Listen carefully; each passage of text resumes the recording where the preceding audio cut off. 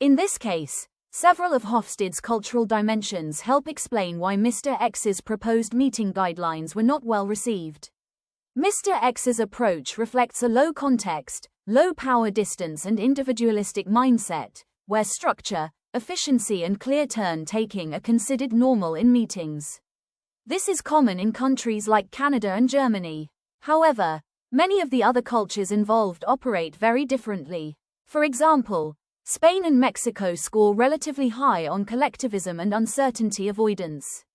This means teamwork, flexibility and group participation are valued, and people prefer to have the right person speak depending on the topic.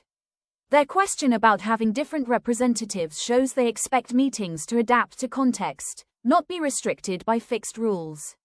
China also responds differently because it is a high-context, collectivist culture with higher power distance.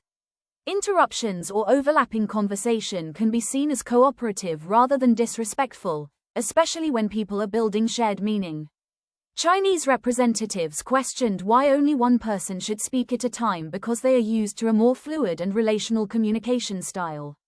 They may also see hand-raising as unnecessarily formal or even limiting group harmony. Finally, Mr. X's decision to put the issue to a vote reflects a very Western, individualist approach. But the Spanish, Mexican and even German representatives preferred a consensus-driven discussion.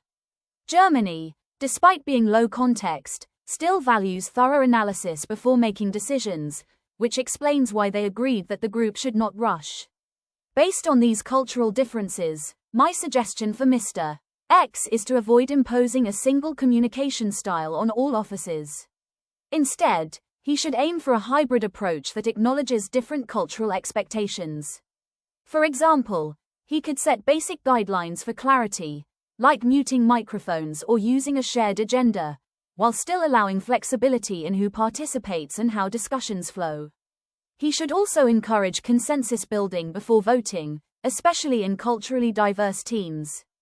By showing cultural sensitivity and involving all groups in the decision-making process, Mr. X can create meeting guidelines that work globally rather than only reflecting his own cultural norms.